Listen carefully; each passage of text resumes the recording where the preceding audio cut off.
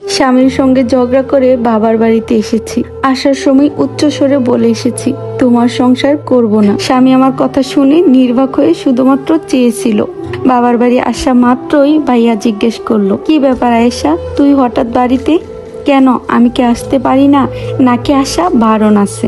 আরে সেই কথা বলি নাই, তুই তো আসার আগে বলে আসিস, কিন্তু আজ বলে আসলি না, এই জন্য বললাম। ও আচ্ছা, তুই বিশ্রাম কর, আমি বাজার থেকে কিছু নিয়ে আসি। এমন মুহূর্তে ভাবি বলে উঠলো, বাহ, দরদ দেখি উতলে পড়তেছে বোনের জন্য। তো আমার বাবা মা আসলে বাজারে যাওয়ার নাম গন্ধ থাকে না।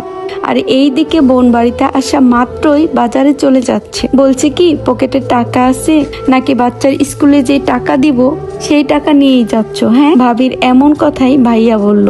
আরে এমন করে বলতেছো কেন, বুঝলাম না। শোনো, তোমার এত কথা বুঝতে হবে না, আমি যা বলছি তাই শোনো। এ বিষয়ে কোনো বাড়াবাড়ি করো না। তোমারে বাজারে যেতে হবে না, বাসায় যা আছে আয়েশা সেটাই খাবে, ওই টাকাটা নষ্ট করিও না। ভাবির মুখে এই কথাগুলো শুনে কি বলবো ভেবে পাচ্ছি না, কারণ পৃথিবীতে আমার এই ভাইটি ছাড়া কেউ নেই। বাবা মা অনেক আগেই মারা গিয়েছে। ভাইয়া থাক, বাজারে যেও না, আমি থাকার জন্য আসিনি, এই দিক দিয়ে যাচ্ছিলাম, তাই ভাবলাম ভাইয়া ভাবিকে একটু দেখে যাই। তোমাদের জন্য মন কাঁদছিল, তাই ভাবলাম যেহেতু যাচ্ছে এই দিক দিয়ে, তাই একটু দেখা করেই যাই। এখন তো দেখা হলো, তোমাদের মন ভরে দেখে নিলাম, আমি চলে যাচ্ছি। মানে এখনই যাবি? হ্যাঁ ভাইয়া, এখনই যাইতে হবে। আচ্ছা ভাবি, ভালো থাকেন, যদি সময় পান আমার বাড়িতে আসিয়েন ঘুরতে। আচ্ছা। এরপর আর একটুও কথা না বলে সোজা স্বামীর বাড়িতে চলে আসলাম। স্বামী আমাকে দেখে মিটমিট করে হাসতেছে।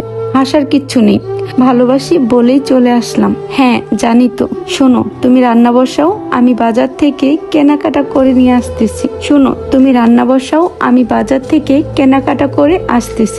আসলে বিয়ের পরে যদি সুখের কোনো স্থান থাকে সেটা স্বামীর বাড়ি। স্বামীর বাড়ি থেকে ঝগড়া করে একবার নিজের বাড়িতে যান, বাস্তবতা বুঝবেন, কে আপন কে পর বোঝা যায়। এটা শুধু একটা স্টোরি নয়, এটা প্রত্যেকটা মেয়ের একটা শিক্ষা। তাই প্রত্যেকটা মেয়েকেই অনুরোধ রইল, এই ভুল কখনোই করো না। স্বামীর সঙ্গে ঝগড়া করে বাপের বাড়িতে যেও না। একবার স্বামীর সাথে ডিভোর্স হলে বুঝবা দুনিয়া কত কঠিন, দুনিয়ার মানুষ তোমাকে কি চোখে দেখে। স্বামীর বাড়িতে থাকতে যে ঘরটা তোমার কাছে জাহান্নাম মনে হতো, এইখান থেকে বের হওয়ার পর সেই ঘরটাই জান্নাত মনে হবে। তাই এই ভুল কেউ কখনোই করো না।